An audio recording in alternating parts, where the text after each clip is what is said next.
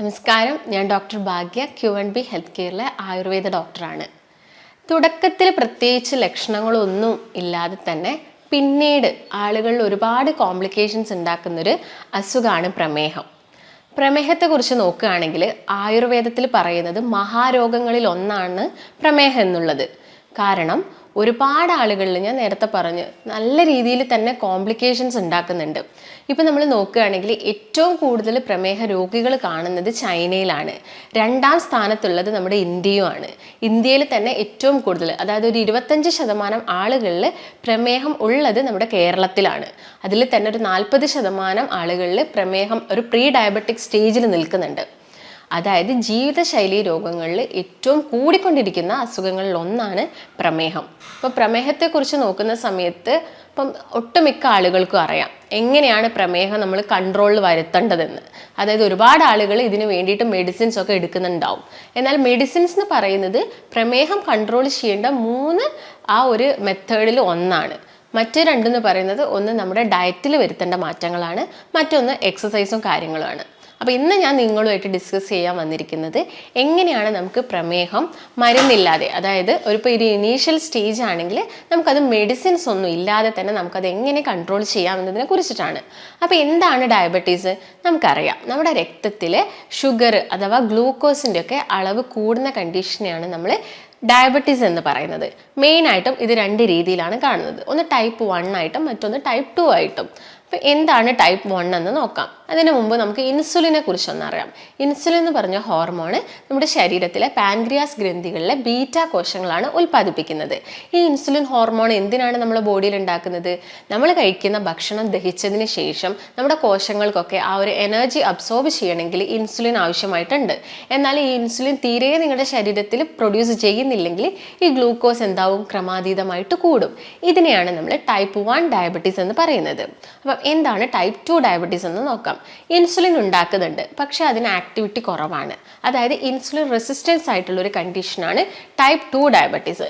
കൂടുതലായിട്ടും ജീവിതശൈലിയിൽ വന്ന മാറ്റങ്ങൾ കൊണ്ട് വരുന്നത് ടൈപ്പ് 2 ഡയബറ്റീസ് ആണ്. അപ്പം ഇങ്ങനെ ഡയബറ്റീസ് വന്ന ആളുകളിൽ ഒരുപാട് ലക്ഷണങ്ങൾ കാണിക്കും അല്ലേ? അപ്പം അത് ഏതൊക്കെയാണ് നമുക്കറിയാം. കോമൺ ആയിട്ട് ആളുകൾ പറയുന്ന കാര്യമാണ് അതൊരു നെക്സ്റ്റ്, അതായത് ഒരു സെക്കൻഡ് സ്റ്റേജിലോട്ടൊക്കെ വരുന്ന സമയത്ത്, അത് ഇനീഷ്യൽ സ്റ്റേജിലല്ല, കുറച്ചധികം കൂടി നിങ്ങൾ ടാബ്ലറ്റ് ഒക്കെ എടുക്കാൻ തുടങ്ങുന്ന സമയത്താണ് ആളുകൾ കോമൺ ആയിട്ട് പരാതി പറയുന്നത്, ഡോക്ടർ എനിക്ക് വല്ലാതെ തരിപ്പുണ്ട്, അതുപോലെ തന്നെ കാലിലൊക്കെ ഭയങ്കര കോച്ചിപ്പിടുത്തവും കാര്യങ്ങളൊക്കെ വരുന്നുണ്ട് എന്നുള്ളത്. എന്നാൽ ഇതിൻ്റെ ഒരു ഇനീഷ്യൽ സ്റ്റേജിൽ അല്ലെങ്കിൽ ഒരു പ്രീ ഡയബറ്റിക് സ്റ്റേജിൽ വരുന്ന കുറച്ച് കാര്യങ്ങളാണ്. നിങ്ങൾക്ക് അമിതമായിട്ട് വരുന്ന വിശപ്പ്, അല്ലെങ്കിൽ നിങ്ങൾക്ക് ഭയങ്കരമായിട്ട് എന്ത് വരിക? ദാഹം വരിക, നിങ്ങൾക്ക് പെട്ടെന്ന് തന്നെ ക്ഷീണം ഉണ്ടാവുക, എപ്പോഴും ഉറങ്ങണം എന്ന് തോന്നുന്ന ഒരു കണ്ടീഷൻ. ഇതൊക്കെ പ്രമേഹത്തിൻ്റെ ഒരു ഇനീഷ്യൽ സ്റ്റേജ് അല്ലെങ്കിൽ ഒരു പ്രീ ഡയബറ്റിക് സ്റ്റേജിൽ വരുന്ന കുറച്ച് കാര്യങ്ങളാണ്. നിങ്ങൾ ഇതും ആ ഒരു സ്റ്റേജിലൊന്നും നമുക്ക് കൺട്രോൾ ചെയ്യാൻ പറ്റിയിട്ടില്ലെങ്കിൽ ഒരു നെക്സ്റ്റ് സ്റ്റേജിലോട്ട് പോകുന്ന സമയത്താണ് അതിൻ്റെ കോംപ്ലിക്കേഷൻസ് ഒരുപാടായിട്ട് കാണുന്നത്. അതിൽ ആദ്യം തന്നെ പറയുകയാണെങ്കിൽ ന്യൂറോപ്പതി കണ്ടീഷൻസ് ആണ്. ഞാൻ നേരത്തെ പറഞ്ഞ പോലെ തന്നെ തരിപ്പ് അല്ലെങ്കിൽ കാലിന് വരുന്ന പിരിപിരിപ്പ്, നംനെസ് പോലുള്ള കണ്ടീഷൻസ് ഒക്കെ വരുന്നത് ഒരു ഡയബറ്റിക് ന്യൂറോപ്പതി എന്ന് പറഞ്ഞ കണ്ടീഷനാണ്. പിന്നെ വരുന്നത് ഡയബറ്റിക് റെറ്റിനോപ്പതിയാണ്. റെറ്റിനോപ്പതി എന്ന് പറയുന്നത് നമ്മുടെ കണ്ണിൻ്റെ കാഴ്ച കുറഞ്ഞിട്ട് തിമിരം പോലെയുള്ള കണ്ടീഷൻസും അതുപോലെ തന്നെ റെറ്റിനയിൽ വരുന്ന ചില ചേഞ്ചസ് കാരണം ആളുകളിൽ കാഴ്ചക്കുറവൊക്കെ ഉണ്ടാക്കുന്നതിനാണ് നമ്മൾ ഡയബറ്റിക് റെറ്റിനോപ്പതി എന്ന് പറയുന്നത്. പിന്നെ വരുന്ന ഒരു കണ്ടീഷൻ ഡയബറ്റിക് നെഫ്രോപ്പതിയാണ്. നെഫ്രോപ്പതി എന്ന് പറയുന്നത് നമ്മുടെ കിഡ്നിയിൽ ക്രിയാറ്റിനൊക്കെ കൂടുകയും കിഡ്നിയിലെ ചില ചേഞ്ചസ് കാരണം ഈ ക്രിയാറ്റിനിലൊക്കെ ചില വ്യത്യാസങ്ങൾ വരുന്നതിനാണ് നമ്മൾ ഡയബറ്റിക് നെഫ്രോപ്പതി എന്ന് പറയുന്നത്. അപ്പോൾ ഇത് 3 മെയിൻ ആയിട്ടുള്ള കോംപ്ലിക്കേഷൻസ്. അപ്പോൾ ഞാൻ നേരത്തെ പറഞ്ഞതാണ് ഡയബറ്റീസിൻ്റെ ചില പ്രധാനപ്പെട്ട ലക്ഷണങ്ങൾ. അപ്പം നമുക്ക് എങ്ങനെയാണ് ഇത് കൺട്രോൾ ചെയ്യേണ്ടതെന്ന് നോക്കാം. അതിന് മുൻപ് തന്നെ നമുക്ക് ചില ചേഞ്ചസ് നമ്മുടെ സ്കിന്നിലും വരാറുണ്ട്. ഡയബറ്റീസ് കൂടുന്ന സമയത്ത് നമ്മുടെ സ്കിന്നിൽ ചില ചേഞ്ചസ് വരാറുണ്ട്. അതിൽ ആദ്യം തന്നെ പറയുന്നത് ഡ്രൈനെസ് ആണ്. ഡ്രൈനെസ് അല്ലെങ്കിൽ നിങ്ങൾക്ക് എന്താവുക, വല്ലാത്ത ചൊറിച്ചിലൊക്കെ കാലിന് വരിക, ആ കാലിൻ്റെ ഭാഗത്ത് ഒരു മൊരിച്ചിൽ പോലെയൊക്കെ ചില കണ്ടീഷനിൽ നമ്മൾ ഡയബറ്റിക് പേഷ്യൻസിൽ കാണാറുണ്ട്. അത് സ്കിന്നിൽ വരുന്ന ഒരു ചേഞ്ചസ് ആണ്. പിന്നെ സ്കിന്നിൽ വരുന്ന ഒരു ചേഞ്ചസ് എന്ന് പറയുന്നത് ഒരു ബ്ലാക്കിഷ് ഡിസ്കളറേഷൻ ആണ്. അക്കാന്തോസിസ് നൈഗ്രിക്കൻസ് എന്നാണ് നമ്മൾ ഇതിനെ പറയുന്നത്. ഇത് കൂടുതൽ കൂടുതലായിട്ടും കാണുന്നത് നമ്മുടെ കഴുത്തിന് ചുറ്റും വരുന്നുണ്ട്. ഇപ്പോൾ PCOD കേസസ് ഒക്കെ നോക്കുകയാണെങ്കിൽ നമുക്കറിയാം അവിടെ ഒരു ഇൻസുലിൻ റെസിസ്റ്റൻസ് ഉണ്ടാവും. അതിൻ്റെ ഭാഗമായിട്ട് ഇങ്ങനെയുള്ള പെൺകുട്ടികളിലും നമ്മൾ കഴുത്തിന് ചുറ്റും കറുപ്പ് നിറം കാണാറുണ്ട്. അതുപോലെ തന്നെ ഇങ്ങനെ ഒരു ഷുഗർ പേഷ്യൻസിലും നമ്മൾ കാണുന്നത് കഴുത്തിന് ചുറ്റും വരാറുണ്ട്. ഇത് ആംപിറ്റ്സിൽ നന്നായിട്ട് കാണാറുണ്ട്. അതുപോലെ തന്നെ എൽബോയുടെ ഭാഗത്തൊക്കെ ഈ ഒരു ബ്ലാക്കിഷ് ഡിസ്കളറേഷൻ കണ്ടുവരാറുണ്ട്. അതുപോലെ തന്നെ ഒരു കണ്ടീഷനാണ് സ്കിൻ ടാഗ് കാണുന്നത്. സ്കിൻ ടാഗ് എന്ന് പറയുന്ന സമയത്ത് ആ ടാഗ് വല്ലാതെ തൂങ്ങിക്കിടക്കുന്നതല്ല, ജസ്റ്റ് സ്കിന്നിൽ തന്നെ പറ്റിക്കിടന്നിട്ട് നമുക്കത് വ്യത്യസ്തമായിട്ട് തന്നെ കാണാൻ സാധിക്കും. മറ്റൊരു കണ്ടീഷനേക്കാളും ടാഗ് എന്ന് പറയുന്ന സമയത്ത് ഓൾമോസ്റ്റ് എല്ലാ കണ്ടീഷനിലും ജസ്റ്റ് തൂങ്ങിയായിട്ടാണ് നമ്മൾ കാണുന്നത്. എന്നാൽ ഇത് അങ്ങനെയല്ല, ജസ്റ്റ് സ്കിന്നിൽ തന്നെ പറ്റി പിടിച്ചിട്ട് ജസ്റ്റ് ഒന്ന് പുറത്തോട്ട് ആ ഒരു തൊലി തള്ളി നിൽക്കുന്നതാണ് ഒരു സ്കിൻ ടാഗ് ആയിട്ട് ഈ ഒരു കണ്ടീഷനിൽ കാണുന്നത്. അതുപോലെ തന്നെ സ്കിന്നിലൊക്കെ വരുന്നതാണ് ഒരു ഷിൻ സ്പോട്ട് എന്ന് പറയുന്നത്. അതായത് ജസ്റ്റ് ഒരു ബ്ലാക്കിഷ് ഡിസ്കളറേഷനിൽ ചെറുതായിട്ടൊരു കുഴി പോലെ കാലിൻ്റെ ഭാഗത്തൊക്കെ ഒട്ടുമിക്ക ആളുകളിലും ഇങ്ങനെ കാണാറുണ്ട്. അതുപോലെ തന്നെ കാണുന്നതാണ് ആളുടെ സ്കിന്നൊക്കെ പെട്ടെന്ന് ഒരു കട്ടി വെക്കുന്നത്, കുറച്ച് തിക്കൻഡായിട്ട് സ്കിന്നിൽ ചേഞ്ചസ് വരിക. അതുപോലെ സ്കിന്നിൽ ചെറിയ ചെറിയ കുമിളകൾ വരിക. കുമിളകൾ എന്ന് പറയുന്ന സമയത്ത് എസ്പെഷ്യലി നമ്മൾ നോക്കുന്നത് അത് കാലുകളിലാണ് കൂടുതലായിട്ടും കാണുന്നത്. അത്യാവശ്യം വലിയ രീതിയിൽ ജസ്റ്റ് ഒരു ഫ്ലൂയിഡ് ഫിൽഡ് ആയിട്ടുള്ള കുമിളകൾ ഫോം ചെയ്യുന്നത് ഇങ്ങനെ ഷുഗർ പേഷ്യൻസിൽ കണ്ടുവരാറുണ്ട്. അതുപോലെ തന്നെ സ്കിന്നിൽ വരുന്ന മറ്റൊരു കണ്ടീഷനാണ് സ്കിന്നിൽ വരുന്ന ജസ്റ്റ് ഇറപ്ഷൻ, അതായത് റെഡിഷ് കളറിൽ ഭയങ്കര ചുവന്ന നിറത്തിൽ കയ്യിലും കാലിലും ഒക്കെ വലിയ വലിയ ഇറപ്ഷൻസ് വരുന്നതും ഇങ്ങനെ ഷുഗർ പേഷ്യൻസിൽ കാണാറുണ്ട്. അതുപോലെ തന്നെ അവർക്ക് എന്തെങ്കിലും ഒരു വൂണ്ട്, ഒരു വ്രണം ഉണ്ടാവുകയാണെങ്കിൽ അത് ഉണങ്ങാൻ എടുക്കുന്ന സമയം എന്നൊക്കെ പറയുന്നത് വളരെ കൂടുതലായിരിക്കും. ഇതൊക്കെയാണ് സ്കിന്നിൽ മെയിനായിട്ടും അവരിൽ കാണിക്കുന്ന കുറച്ച് ചേഞ്ചസുകൾ. അപ്പോൾ നമുക്കിതെങ്ങനെ മനസ്സിലാക്കാം? നിങ്ങൾക്ക് ഷുഗർ ഉണ്ട് അല്ലെങ്കിൽ ഡയബറ്റിക് ആണ്, ഞാൻ നേരത്തെ പറഞ്ഞ പോലെ തന്നെ കുറച്ച് സിംറ്റംസ് ഒക്കെ കാണുന്ന സമയത്ത് നമുക്കതെങ്ങനെ ചെക്ക് ചെയ്തിട്ട് നമുക്ക് ഡയബറ്റിക് ആണോ എന്ന് എങ്ങനെ നോക്കാമെന്ന് നോക്കാം. അതിന് ആദ്യം തന്നെ നിങ്ങൾ ജസ്റ്റ് ഒരു 8 hour ഫാസ്റ്റിംഗ് എടുക്കണം. അതായത് നിങ്ങൾ തലേ ദിവസം രാത്രി ഭക്ഷണമൊക്കെ കഴിച്ചിട്ട് കിടന്നുറങ്ങിയിട്ട് പിറ്റേ ദിവസം രാവിലെ ബ്ലഡ് ചെക്ക് ചെയ്യാണ് വേണ്ടത്. അതിൻ്റെ മുമ്പ് നിങ്ങൾ ഒന്നും കഴിക്കാൻ പാടില്ല. ഇതിന് വേണ്ടിയിട്ട് മെയിനായിട്ടും ഫാസ്റ്റിംഗ് മെത്തേഡും ഉണ്ട്, അതുപോലെ തന്നെ പോസ്റ്റ് പ്രാൻഡിയൽ മെത്തേഡുമാണ്. ഫാസ്റ്റിംഗ് എന്ന് പറയുന്നത് ജസ്റ്റ് നമ്മൾ ഭക്ഷണം ഒന്നും കഴിക്കാതെ ജസ്റ്റ് ബ്ലഡ് കൊടുത്തിട്ട് നമ്മളെ ബ്ലഡ് ഷുഗർ മനസ്സിലാക്കുന്നതാണ്. ഇതിൻ്റെ ഒരു മാക്സിമം ലെവൽ എന്ന് പറയുന്നത് ഒരു 126 mg/dl ആണ് ഇതിൻ്റെ ഒരു നോർമൽ വരുന്നത്. അതിൽ കൂടുതലാണെങ്കിൽ നമ്മൾ അവർക്ക് ഷുഗർ ഉണ്ട്, അല്ലെങ്കിൽ അതിൽ ഒരു ജസ്റ്റ് അതൊരു 100നും ഒരു 110നും ഇടയിലൊക്കെ ആണെങ്കിൽ നമ്മൾ പറയും അതൊരു പ്രീ ഡയബറ്റിക് സ്റ്റേജിലാണെന്ന് പറയും. നെക്സ്റ്റ് എന്ന് പറയുന്നത് പോസ്റ്റ് പ്രാൻഡിയൽ ബ്ലഡ് ഷുഗർ ആണ്. അത് നോക്കുന്നത് നമ്മൾ ഭക്ഷണം കഴിച്ചിട്ട് ഒരു 2 മണിക്കൂർ കഴിഞ്ഞിട്ടാണ് ഇത് ചെക്ക് ചെയ്യുന്നത്. ഇതിൻ്റെ റേഞ്ച് വരുന്നത്, ഇത് നോർമൽ വരുന്നത് ഒരു 200 ആണ് ഇതിൻ്റെ നോർമൽ റേഞ്ച് വരുന്നത്. അതുപോലെ തന്നെ മറ്റൊരു മെത്തേഡാണ് റാൻഡം ബ്ലഡ് ഷുഗർ. നമുക്ക് എപ്പോൾ വേണമെങ്കിലും പോയിട്ട് നോക്കാവുന്നത്, അതായത് ഭക്ഷണം കഴിച്ചിട്ടോ കഴിക്കാതെ ഏത് സമയത്താണെങ്കിലും നമുക്ക് ചെക്ക് ചെയ്യുന്നതാണ് റാൻഡം ബ്ലഡ് ഷുഗർ. ഇതും ഇതിൻ്റെ ലെവൽ എന്ന് പറയുന്നത് എപ്പോഴും ഒരു 200ൻ്റെ താഴെ ആയിരിക്കണം. പിന്നുള്ളതാണ് HbA1c. HbA1c എന്ന് പറയുന്നത് നമ്മുടെ ഒരു 3 മാസത്തെ ആവറേജ് ഷുഗറിൻ്റെ ആവറേജ് എത്രത്തോളം ഹീമോഗ്ലോബിൻ നമ്മുടെ ഗ്ലൂക്കോസുമായിട്ട് ചേർന്നിരിക്കുന്നു എന്ന് മനസ്സിലാക്കുന്നതാണ് HbA1c ടെസ്റ്റ്. അപ്പോൾ നിങ്ങൾ ഒരു ദിവസം ഫാസ്റ്റിംഗ് നോക്കിയിട്ട് നിങ്ങൾ ബ്ലഡ് ഷുഗറൊക്കെ കൂടുതലാണ്, അപ്പോൾ നെക്സ്റ്റ് ഡേ നമ്മൾ ഫാസ്റ്റിംഗ് നോക്കുന്നതിന് പകരം നിങ്ങളൊരു 3 മാസത്തെ ആവറേജ് എടുക്കുന്നതായിരിക്കും കുറച്ചും കൂടി ബെറ്റർ. ഒരു ദിവസത്തെ ഫാസ്റ്റിംഗ് നോക്കിയിട്ട് നമുക്ക് അവർക്ക് ഷുഗർ ഉണ്ടെന്ന് പറയാൻ പറ്റില്ല. അതിനാണ് നമ്മൾ HbA1c ചെയ്യാൻ പറയുന്നത്. ഇതിൻ്റെ റേഞ്ച് എന്ന് പറയുന്നത് 6.4 വരെയാണ് ഇതിൻ്റെ പെർസെൻറ്റേജ് ആയിരിക്കണം ഇതിൻ്റെ നോർമൽ റേഞ്ച് ഉണ്ടാവേണ്ടത്. പിന്നെയുള്ള ഒരു ടെസ്റ്റ് GTT ആണ്. GTT എന്ന് പറയുന്നത് ഗ്ലൂക്കോസ് ടോളറൻസ് ടെസ്റ്റ് ആണ്. ഇത് കൂടുതലും നമ്മൾ ചെയ്യുന്നത് പ്രഗ്നൻ്റ് ആയിരിക്കുന്ന സമയത്താണ്. ഒരു 5th മന്തിലൊക്കെ നമ്മളിത് ചെയ്യാറുണ്ട്. അതായത് ഒരു 75 ml ഗ്ലൂക്കോസ് കലക്കിയ വെള്ളം കുടിച്ചിട്ട് ഒരു 2 hour കഴിഞ്ഞിട്ട് നമ്മുടെ ബ്ലഡ് ഷുഗർ നോക്കുന്നൊരു മെത്തേഡാണ് GTT ടെസ്റ്റ്. ഇതിൽ കോമൺ ആയിട്ടും നമ്മൾ പേഷ്യൻസിനോട് പറയുന്നത് HbA1c അതുപോലെ തന്നെ ഫാസ്റ്റിംഗ് ബ്ലഡ് ഷുഗർ ഒക്കെയാണ് നമ്മൾ കോമൺ ആയിട്ട് പറയുന്നത്. അപ്പോൾ ഇതൊക്കെയാണ് നിങ്ങൾക്ക് എങ്ങനെ ഐഡൻറ്റിഫൈ ചെയ്യാം ഷുഗർ ഉണ്ടെന്ന് മനസ്സിലാക്കുന്ന മെത്തേഡ്സ്. പ്രമേഹ രോഗികൾ ഭക്ഷണത്തിൽ ശ്രദ്ധിക്കേണ്ട കാര്യങ്ങൾ എന്തൊക്കെയാണ്? മെയിനായിട്ട് നമുക്ക് കൺട്രോൾ ചെയ്യാൻ പറ്റുന്ന മെത്തേഡ്സ്, ഒന്ന് ഡയറ്റിൽ ചേഞ്ചസ് വരുത്താം, മറ്റൊന്ന് എക്സസൈസും കാര്യങ്ങളും സ്റ്റാർട്ട് ചെയ്യുക. 3rd വൺ ആണ് നമ്മൾ മെഡിസിൻസ് പറയുന്നത്. അപ്പോൾ ആദ്യം തന്നെ ഡയറ്റാണ്. ഡയറ്റിൽ നമുക്ക് എന്തൊക്കെ ചേഞ്ചസ് വരുത്തണം? ഒട്ടുമിക്ക ആളുകളും ചെയ്യുന്ന കാര്യമാണ്, നിങ്ങളിപ്പം ഇതിന് വേണ്ടിയിട്ടൊരു ഡയറ്റ് സ്റ്റാർട്ട് ചെയ്തിട്ടുണ്ടാവും. ചിലപ്പോൾ നിങ്ങൾ ചായയൊക്കെ കുടിക്കുന്നുണ്ടാവും, ചായയിൽ ചിലപ്പം പഞ്ചസാര ആഡ് ചെയ്യുന്നുണ്ടാവില്ല. പക്ഷേ നിങ്ങൾ ഉച്ചയ്ക്ക് നന്നായിട്ട് ചോറ് കഴിക്കുന്നുണ്ടെങ്കിൽ നിങ്ങൾ ആ ചായയിൽ പഞ്ചസാര ഇടാതിരുന്നതുകൊണ്ട് യാതൊരു ഗുണവും കിട്ടുന്നില്ല. അപ്പോൾ ഈ കാര്യങ്ങളൊക്കെ നിങ്ങൾ പ്രത്യേകം ശ്രദ്ധിക്കണം. കാരണം ഷുഗർ പേഷ്യൻസ് മെയിനായിട്ടും ശ്രദ്ധിക്കുന്നത് അവർ ആഡഡ് ഷുഗേഴ്സും അതുപോലെ തന്നെ കാർബോഹൈഡ്രേറ്റ്സും മാക്സിമം അവരുടെ ഡയറ്റിൽ നിന്ന് കട്ട് ഓഫ് ചെയ്യണം. അതായത് ഇപ്പം നിങ്ങൾ ആഡഡ് ഷുഗേഴ്സ് എന്ന് പറയുമ്പോൾ ഇപ്പോൾ പഞ്ചസാര ആയിക്കോട്ടെ അല്ലെങ്കിൽ ശർക്കര ആയിക്കോട്ടെ, ഇപ്പോൾ കിട്ടുന്ന തേനാണ് തേനാണെങ്കിൽ നമുക്കറിയാം ഒരുപാട് അഡൾട്രൻസ് ആയിട്ട് വരുന്ന തേനൊക്കെ ആയതുകൊണ്ട് തന്നെ അതിൽ പഞ്ചസാരയും കാര്യങ്ങളൊക്കെ മിക്സപ്പ് ആയിട്ട് വരുന്നുണ്ട്. അപ്പം ഇതൊക്കെ കംപ്ലീറ്റ് ആയിട്ട് ഒഴിവാക്കാൻ വേണ്ടി ശ്രദ്ധിക്കുക. അതിൻ്റെ കൂടെ തന്നെ ഭക്ഷണത്തിൽ ശ്രദ്ധിക്കേണ്ട കുറച്ച് കാര്യങ്ങൾ എന്ന് പറയുന്നത് അരിയോടൊപ്പം തന്നെ അരി പുളിപ്പിച്ച ആഹാരവും നമ്മൾ കഴിക്കുന്ന സമയത്ത് നമ്മുടെ രക്തത്തിലോട്ട് പെട്ടെന്ന് ഗ്ലൂക്കോസ് കയറി ചെല്ലുകയാണ് ചെയ്യുന്നത്.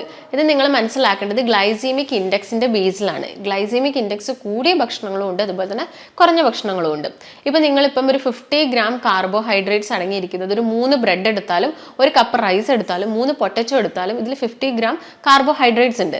പക്ഷേ ഇത് ഡൈജസ്റ്റ് ആയി കഴിഞ്ഞതിന് ശേഷം രക്തത്തിലോട്ട് ഇത് റിലീസ് ചെയ്യുന്ന ഗ്ലൂക്കോസിന്റെ ആ ഒരു റേറ്റ് അല്ലെങ്കിൽ ആ ഒരു ടൈമിംഗ് എന്ന് പറയുന്നത് വ്യത്യാസമാണ്. അതായത് ചിലപ്പോൾ നിങ്ങൾ ആ റൈസ് കഴിച്ചാലും ആ പൊട്ടറ്റോ കഴിച്ചാലും പെട്ടെന്ന് തന്നെ നമ്മുടെ രക്തത്തിലോട്ട് ഗ്ലൂക്കോസ് വരും. പക്ഷേ നിങ്ങൾ ചിലപ്പോൾ ആ ബ്രെഡ് കഴിക്കുമ്പോൾ കുറച്ചും കൂടി സമയം ലേറ്റ് ആയിട്ടായിരിക്കും അത് ഇറങ്ങുന്നുണ്ടാവുക. ഇപ്പോൾ ഗ്ലൈസമിക് ഇൻഡെക്സ് കൂടിയ ചില ഭക്ഷണങ്ങൾ ഏതൊക്കെയാണെന്ന് ഞാൻ പറഞ്ഞുതരാം. അതിൽ ഫസ്റ്റ് തന്നെ കുറച്ച് ഫ്രൂട്ട്സ് നോക്കുന്ന സമയത്ത് വാട്ടർമെലൺ ഗ്ലൈസമിക് ഇൻഡെക്സ് കൂടിയ ഫ്രൂട്ട്സ് ആണ്. എന്നാൽ ചെറിയ അല്ലെങ്കിൽ നിങ്ങൾ ഗ്രേപ്പ് എടുക്കുകയാണെങ്കിൽ അല്ലെങ്കിൽ ഓറഞ്ച് ഒക്കെ എടുക്കുകയാണെങ്കിൽ ഗ്ലൈസമിക് ഇൻഡെക്സ് കുറവാണ്. അത് കരുതിയിട്ട് ഓവറായിട്ട് കഴിക്കരുത്. ഓറഞ്ച് ഒക്കെ ആണെങ്കിൽ ഒരു ഓറഞ്ച് കഴിക്കാൻ നോക്കുക. അതുപോലെ തന്നെ ഇപ്പോൾ ഗ്രേപ്പ് ഒക്കെ ആണെങ്കിൽ ജസ്റ്റ് ഒരു പിടി ഗ്രേപ്സ് മാത്രം കഴിക്കാൻ വേണ്ടിയിട്ട് ശ്രദ്ധിക്കുക. ചെറീസിൽ അത്ര ഗ്ലൈസമിക് ഇൻഡെക്സ് ഇല്ല, പക്ഷെ നിങ്ങളിപ്പം കടകളിൽ നിന്നൊക്കെ അത് ഈ സിറപ്പിലൊക്കെ ഇട്ട് വെച്ച ചെറീസ് ആണെങ്കിൽ അത് കൂടുതലായിട്ട് യൂസ് ചെയ്യരുത്. പിന്നെ ഗ്ലൈസമിക് ഇൻഡെക്സ് കൂടുതലായിട്ടുള്ളത് വൈറ്റ് റൈസിലാണ്, അതുപോലെ തന്നെ വൈറ്റ് ബ്രെഡിലുമാണ്. ഇത് ഗ്ലൈസമിക് ഇൻഡെക്സ് കൂടുതലാണ്. പക്ഷെ എന്നാൽ തവിടുള്ള അരി അല്ലെങ്കിൽ വീറ്റ് ബ്രെഡ് അല്ലെങ്കിൽ നമ്മൾ ഹോൾ ഗ്രെയിൻ ബ്രെഡ് അല്ലെങ്കിൽ ഹോൾ ഗ്രെയിൻ ഓട്സിലൊക്കെ ഗ്ലൈസമിക് ഇൻഡെക്സ് കുറവാണ്. അതുപോലെ തന്നെ നമ്മളിപ്പം ബേക്കറീസിൽ നിന്നൊക്കെ വാങ്ങുന്ന ബിസ്ക്കറ്റ്സ് ആയിക്കോട്ടെ അല്ലെങ്കിൽ കേക്ക്സ് ആയിക്കോട്ടെ, ഇതിലൊക്കെ ഗ്ലൈസമിക് ഇൻഡെക്സ് വളരെയധികം കൂടുതലാണ്. ഇപ്പം ഞാൻ നേരത്തെ പറഞ്ഞ പോലെ തന്നെ പൊട്ടാറ്റോയിൽ കൂടുതലാണ്, അതുപോലെ തന്നെ ഡേറ്റ്സിൽ ഒരുപാട് കൂടുതലാണ്, ഐസ്ക്രീം ഇതിലൊക്കെ ഗ്ലൈസമിക് ഇൻഡെക്സ് ഒരുപാട് കൂടുതലാണ്. പിന്നെ കുറവ് എന്ന് പറയുന്നത് നമ്മുടെ വെജിറ്റബിൾസിലും ലെൻറ്റിൽസ് ഇങ്ങനെ അല്ലെങ്കിൽ മില്ലറ്റ്സ് ഇതിലൊക്കെയാണ് ശരിക്കും ഗ്ലൈസമിക് ഇൻഡെക്സ് കുറവായിട്ടുള്ളത്. അതുപോലെ തന്നെ ഇപ്പം നിങ്ങൾക്ക് തൈരാണെങ്കിൽ നിങ്ങൾ വീക്ക്ലി 1 or 2 ടൈംസ് നിങ്ങൾക്ക് തൈര് എടുക്കാം. പാലിപ്പോൾ നിങ്ങൾ പാടൊക്കെ നീക്കിയ പാലാണെങ്കിൽ നിങ്ങൾക്ക് ഡെയിലി ഇപ്പോൾ ചായയിലൊക്കെ ആഡ് ചെയ്ത് കഴിക്കുന്നതുകൊണ്ട് വലിയ പ്രശ്നങ്ങളൊന്നും ഉണ്ടാക്കുന്നില്ല. അതുപോലെ തന്നെ ഞാൻ നേരത്തെ പറഞ്ഞു അരിയാഹാരം കഴിക്കുന്ന സമയത്ത് ഇപ്പം നിങ്ങൾ രാവിലത്തെ ബ്രേക്ക്ഫാസ്റ്റ് ഒക്കെ കഴിക്കുന്നുണ്ട്. ഇപ്പം ഇഡ്ഡലിയാണ് കഴിക്കുന്നതെങ്കിൽ 1 or 2 ഇഡ്ഡലി എടുക്കാൻ വേണ്ടിയിട്ട് നോക്കുക. അതിൽ കൂടുതൽ ഇഡ്ഡലി നിങ്ങൾക്ക് ആ ഒരു ഷുഗർ പേഷ്യൻസിൽ അല്ലെങ്കിൽ മെഡിസിൻസ് എടുക്കുന്ന ആളുകളിൽ അല്ലെങ്കിൽ ഇൻസുലിൻ എടുക്കുന്ന ആളുകളിൽ അത് കൂടുതലായിട്ട് എടുക്കാൻ പറ്റില്ല. അപ്പോൾ 1 or 2 ഇഡ്ഡലി കഴിക്കുകയാണെങ്കിൽ നിങ്ങൾക്ക് ചിലപ്പോൾ പിന്നീട് ക്ഷീണം വരാം. അതിന് വേണ്ടിയിട്ട് നിങ്ങൾ കുറച്ചും കൂടി ഹെൽത്തി ആയിട്ട് നിങ്ങൾ കുറച്ച് പ്രോട്ടീൻസ് എടുക്കുന്നതായിരിക്കും ബെറ്റർ. അതായത് ഇപ്പം ചെറുപയറോ കടലയോ അല്ലെങ്കിൽ പരിപ്പൊക്കെ വേവിച്ചതൊക്കെ നിങ്ങൾക്ക് ഈ ഒരു ഇഡ്ഡലിയുടെ കൂടെ എടുക്കാം. അതിൻ്റെ കൂടെ തന്നെ കുറച്ച് വെജിറ്റബിൾസും എടുക്കുക. അതായത് നമുക്കറിയാം ഇപ്പോൾ ഷുഗർ പേഷ്യൻസിൽ ഈ മണ്ണിനടിയിൽ നിന്ന് എടുക്കുന്ന ഇപ്പോൾ കപ്പ, അതുപോലെ തന്നെ പൊട്ടറ്റോ, ക്യാരറ്റ്, ബീട്രൂട്ട് എന്ന് പറഞ്ഞ ഒരുപാട് ചേന, ചേമ്പ് ഇതൊക്കെ കംപ്ലീറ്റ് ആയിട്ട് അവർ ഒന്ന് ഒഴിവാക്കേണ്ടി വരും. കാരണം പെട്ടെന്ന് അതിൽ ഗ്ലൈസമിക് ഇൻഡെക്സും കൂടുതലാണ്, പെട്ടെന്ന് തന്നെ ഷുഗർ കൂടാനുള്ള ചാൻസസും ഉണ്ട്. അപ്പം ഇതിൽ തന്നെ കുറച്ചും കൂടി ബെറ്റർ സ്വീറ്റ് പൊട്ടറ്റോയിൽ ഗ്ലൈസമിക് ഇൻഡെക്സ് കുറവാണ്.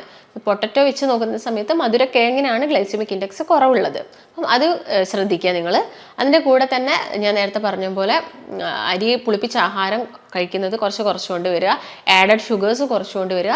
അതിൻ്റെ കൂടെ തന്നെ ഇപ്പോൾ നിങ്ങൾ 11 മണിക്ക് ആവുന്ന സമയത്ത് നിങ്ങൾക്ക് നട്ട്സ് എടുക്കാം. അതിൽ കുറച്ചുകൂടി ബെറ്റർ ബദാമും എടുക്കുക, അതുപോലെ തന്നെ വാൾനട്ടും എടുക്കാം. പിന്നെ നിങ്ങൾക്ക് ജസ്റ്റ് മോരും വെള്ളം പോലെയൊക്കെ ആക്കിയിട്ട് ആ ഒരു സമയത്ത് നിങ്ങൾക്ക് കുടിക്കാവുന്നതാണ്. ഉച്ചയ്ക്കാണെങ്കിൽ കുറച്ചും കൂടി ബെറ്റർ ബ്രൗൺ റൈസാണ്. അതും 1 കപ്പ് ബ്രൗൺ റൈസും അതിൽ കൂടുതലായിട്ട് വെജിറ്റബിൾസും സാലഡ്സും അതുപോലെ തന്നെ തോരനൊക്കെ ഇൻക്ലൂഡ് ചെയ്യാൻ വേണ്ടിയിട്ട് ശ്രദ്ധിക്കുക. വൈകുന്നേര സമയത്താണെങ്കിൽ നിങ്ങൾ ചായ കഴിക്കുന്നുണ്ടെങ്കിൽ മധുരം കംപ്ലീറ്റ് ആയിട്ട് ഒഴിവാക്കാൻ വേണ്ടി ശ്രദ്ധിക്കുക. അതുപോലെ തന്നെ എണ്ണക്കടികളൊക്കെ കുറച്ചുകൊണ്ട് വരിക. അരി കൊണ്ടുണ്ടാക്കുന്ന കടികളൊക്കെ കുറച്ചുകൊണ്ട് വരാൻ വേണ്ടിയിട്ട്, അതുപോലെ തന്നെ ചിപ്സ് ഇങ്ങനെയുള്ളതൊക്കെ മാക്സിമം ഒഴിവാക്കാൻ വേണ്ടി ശ്രദ്ധിക്കുക. ഇപ്പം നൈറ്റ് ടൈം ഒക്കെ ആണെങ്കിൽ നിങ്ങൾക്ക് ചപ്പാത്തി എടുക്കാം. ചപ്പാത്തി എന്ന് പറയുന്ന സമയത്ത് ഏറ്റവും ബെറ്റർ നമ്മൾ വീട്ടിൽ തന്നെ പൊടിപ്പിച്ചിട്ടുള്ള ഗോതമ്പ് കൊണ്ടുള്ള ചപ്പാത്തി ആണെങ്കിൽ കുറച്ചും കൂടി നല്ലതായിരിക്കും. അങ്ങനെയാണെങ്കിൽ നിങ്ങൾക്ക് 1 or 2 ചപ്പാത്തി പ്ലസ് വെജിറ്റബിൾസ് തന്നെയാണ് പറയുന്നത്. ഫ്രൂട്ട്സ് എന്ന് പറയുന്ന സമയത്ത് ഓവർ മധുരമുള്ള ഫ്രൂട്ട്സ് മാക്സിമം എടുക്കാതിരിക്കാൻ വേണ്ടി ശ്രദ്ധിക്കുക. മധുരം കുറച്ചിട്ടുള്ള ഫ്രൂട്ട്സ് ഒക്കെ എടുക്കുക. അതുപോലെ തന്നെ ഇലക്കറികളൊക്കെ നിങ്ങൾക്ക് നന്നായിട്ട് കഴിക്കാം. മുരിങ്ങേൻ്റെ ഇല, ചീരേൻ്റെ ഇലയൊക്കെ നിങ്ങൾ മാക്സിമം കഴിക്കാൻ വേണ്ടി തന്നെ ശ്രദ്ധിക്കുക. പിന്നെ നന്നായിട്ട് വെള്ളം കുടിക്കുക. ഒരു ദിവസം നമ്മുടെ ബോഡി വെയ്റ്റിനനുസരിച്ചിട്ട് വേണ്ടിയിട്ടുള്ള വെള്ളം കുടിക്കുക. നന്നായിട്ട് ഒരു 8 മണിക്കൂറെങ്കിലും ഉറങ്ങാൻ വേണ്ടിയിട്ട് നോക്കുക. ഇതിൻ്റെ കൂടെ തന്നെ ഞാൻ നേരത്തെ പറഞ്ഞൊരു കാര്യമാണ് എക്സസൈസ്. നമ്മൾ ചിട്ടയായ ഒരു ഭക്ഷണ രീതിയോടൊപ്പം തന്നെ നമുക്ക് വേണ്ടത് വ്യായാമമാണ്. വ്യായാമം എന്ന് പറയുന്ന സമയത്ത് ഒരു 45 മിനിറ്റ്സ് എങ്കിലും ഡെയിലി നിങ്ങൾ എക്സസൈസ് ചെയ്യാൻ വേണ്ടിയിട്ട് അല്ലെങ്കിൽ നടത്തോ കുറച്ച് വിഗറസ് ആയിട്ടുള്ള രീതിയിൽ നടത്തവും കാര്യങ്ങളൊക്കെ ചെയ്യുക. ആ ഒരു നല്ല രീതിയിൽ വിയർപ്പ് വരുന്ന രീതിയിൽ തന്നെ നിങ്ങളെ വർക്കൗട്ടും കാര്യങ്ങളും ചെയ്യുക. അതിപ്പം സ്വിമ്മിങ് അല്ലെങ്കിൽ റൈഡിങ്ങോ സൈക്ലിങ്ങോ അങ്ങനെ എന്തോ, അല്ലെങ്കിൽ നിങ്ങൾ സൂംബ ഡാൻസ് ആണെങ്കിൽ അങ്ങനെ എന്തെങ്കിലുമൊക്കെ പ്രാക്ടീസ് ചെയ്യാൻ വേണ്ടിയിട്ട് ശ്രദ്ധിക്കുക. എന്നിട്ടും ഷുഗർ കുറയുന്നില്ല, നമുക്ക് ചേഞ്ചസ് ഒന്നും വരുത്താൻ പറ്റുന്നില്ലെങ്കിൽ നമുക്ക് മെഡിസിൻസ് സ്റ്റാർട്ട് ചെയ്യാം. പക്ഷെ ഞാൻ നേരത്തെ പറഞ്ഞ പോലെ ഷുഗർ എന്ന് പറയുന്നത് ഒരു ഇനീഷ്യൽ സ്റ്റേജിൽ നമുക്ക് ലക്ഷണങ്ങളൊന്നും നമ്മൾ അത്ര സീരിയസ് ആയിട്ട് എടുക്കണമെന്നില്ല. ചിലപ്പോൾ നമ്മൾ ആ ഒരു മെഡിസിൻ എത്തേണ്ട സ്റ്റേജിലാണെങ്കിൽ ചിലപ്പോൾ നമ്മൾ മെഡിസിൻസ് കഴിക്കേണ്ടി വരും. അതിൻ്റെ കൂടെ തന്നെ ഈ കാര്യങ്ങളൊക്കെ ശ്രദ്ധിക്കുക. അപ്പം നിങ്ങൾക്ക് എന്തെങ്കിലും സംശയങ്ങളോ കാര്യങ്ങളോ ഉണ്ടെങ്കിൽ താഴെ കാണുന്ന നമ്പറുമായിട്ട് ബന്ധപ്പെടുക. ആയുർവേദത്തിൽ ഒരുപാട് മെഡിക്കേഷൻസ് ഇതിന് വേണ്ടിയിട്ട് അവൈലബിൾ ആണ്. നമുക്ക് മറ്റൊരു നല്ല ഹെൽത്ത് ടോപ്പിക്കുമായിട്ട് വീണ്ടും കാണാം. നന്ദി.